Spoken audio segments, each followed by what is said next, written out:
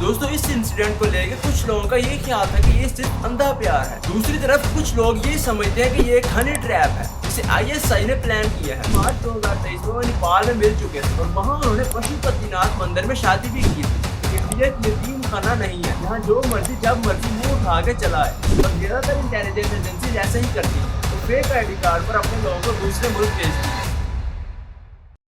दोस्तों recently social media पे एक लव स्टोरी वायरल हुई जिसमें एक पाकिस्तानी लेडी जो कि 4 बच्चों की मां थी, उसने इलीगली इंडिया का बॉर्डर क्रॉस किया और अपने दोस्त से मिलने इंडिया में एंटर हो गई। दोस्तों इस इंसिडेंट को लेकर कुछ लोगों का ये ख्याल था कि ये सिर्फ अंधा प्यार है। दूसरी तरफ कुछ लोग ये समझते हैं कि ये एक हनी ट्रैप है जिसे ISI ने प्लान किया है। दोस्तों क्या वाकई सीमा हैदर ISI की तरफ से प्लांट की गई एक स्पाई है या ये सब सिर्फ बातें ही बनी हुई है? जानेंगे सबकी डिटेल इस वीडियो में, लेकिन इससे पहले अगर आप ऐसा प्रीमियम कंटेंट मजीद देखना चाहते हैं तो हमारे चैनल को सब्सक्राइब जरूर कीजिएगा। पाकिस्तान से बिना वीजा भारत आई सीमा हैदर की बात कर रहे हैं। अब वो मुश्किलों में फंसती दिख रही है। सवाल पूछे जा रहे हैं कि क्या सीमा हैदर के वापस पाकिस्तान जाने का टाइम आ गया है? क्या ये काउंटडाउन शुरू हो चुका है? Seema and Sachin were arrested on Monday by Gautam Budh Nagar police under provisions of Foreigner Act and Passport Act. While Haidar was charged for illegally entering India without a valid visa, her partner Sachin was charged for sheltering her. On the second day, she was questioned along with the children as well for almost 10 hours. She is being probed over possible connections with the Pakistan Army and the spy agency ISI. इन दोनों की दोस्ती की शुरुआत PUBG खेलने से हुई जो कि बाद में प्यार में बदल गई, और ऐसा अंधा प्यार जिसने उसे इतना मजबूर कर दिया कि वो अपने 4 बच्चों समेत पाकिस्तान को छोड़ के इंडिया मूव हो गई। दोस्तों सीमा हैदर ने पोरस बॉर्डर से इंडिया में इलीगली एंट्री ली।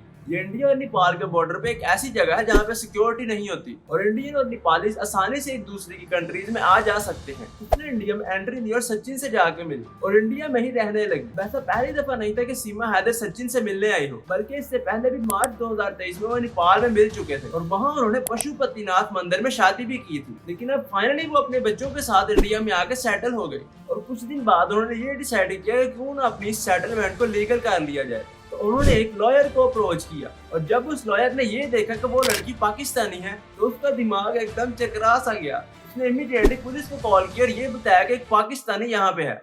अब ये खबर आ रही है कि ATS शादी वर्दी में सीमा हैदर से पूछताछ के लिए पहुंची है और पूछताछ के बाद गिरफ्तारी भी संभव है, क्योंकि सबसे बड़ा सवाल तो यही है कि आखिर दुबई होते हुए और उसके बाद नेपाल के रास्ते भारत में दाखिल हो गई सीमा हैदर। और पुलिस ने जब ये सुना कि एक पाकिस्तानी यहाँ पे है तो वो दौड़ते हुए वहाँ पे पहुँच गए। लेकिन जब कुछ दिन पहले मणिपुर इंसिडेंट की विक्टिम 2 औरतों ने एक FIR रजिस्टर करवाई, तब इंडियन पुलिस को दौड़ने में क्या मौत पड़ी, कमेंट्स में जरूर बताइए।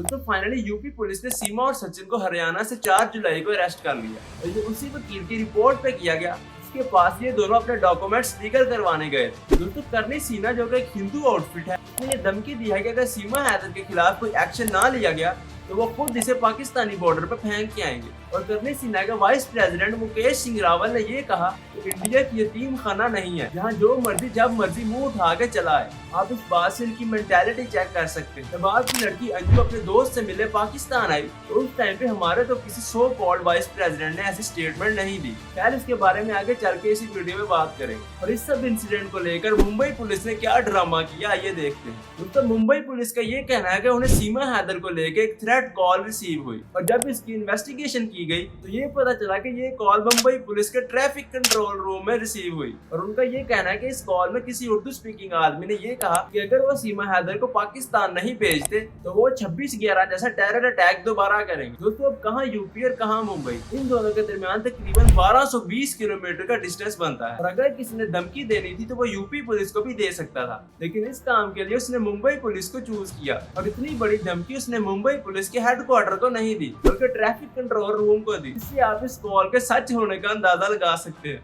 मैं इंडियन पुलिस से ये कहना चाहूंगा कि ये 1923 नहीं है बल्कि 2023 है। अब आप 100 साल पुराने हरबे इस्तेमाल नहीं कर सकते। दोस्तों दूसरी तरफ देखा जाए तो सीमा हैदर का ट्रैक रिकॉर्ड भी कुछ अच्छा नहीं है। उसके एक्स बॉयफ्रेंड ने ये कहा कि वो तो इंडिया में सिर्फ वर्ल्ड कप के मैचेस देखने गई है। वो गई है सर जी वर्ल्ड कप देखने। और जब उसी के एक दोस्त से उसके बारे में पूछा गया तो उसने ये कहा कि 100 हरामी हो तो एक सीमा हैदर बनती है। बहुत बड़ी सैको थी, वो 100 हरामी हो एक हरामी है। और जब उसके डॉक्टर से उसके बारे में पूछा गया तो उसके डॉक्टर ने ये कहा कि वो एंजाइटी और डिप्रेशन की पेशेंट है। एंजाइटी ऐसे डिप्रेशन है, नींद ना आना, इंसोम्निया, ये चीजें इसको थी। पेशेंट रही है, ऑनलाइन पेशेंट रही है ये मेरी। और जब खुद सीमा हैदर से इस बारे में पूछा गया कि वो स्पाई तो नहीं है तो उसने ये कहा कि ऐसा कुछ भी नहीं है, बल्कि वो तो सिर्फ सचिन के पीछे इंडिया आई है। लेकिन धमकी क्योंकि ट्रैफिक कंट्रोल रूम पर रिसीव हुई थी तो इंडियन अथॉरिटीज का ये मानना है कि कुछ ना कुछ सस्पिशियस जरूर है, और ऐसा वो उसकी आईडी कार्ड को देख के कह रहे हैं। उनका ये कहना है कि उसका आईडी कार्ड फेक है, क्योंकि पिछले साल ही इशू हुआ है, तो इस तरह उसकी आइडेंटिटी भी फेक हुई।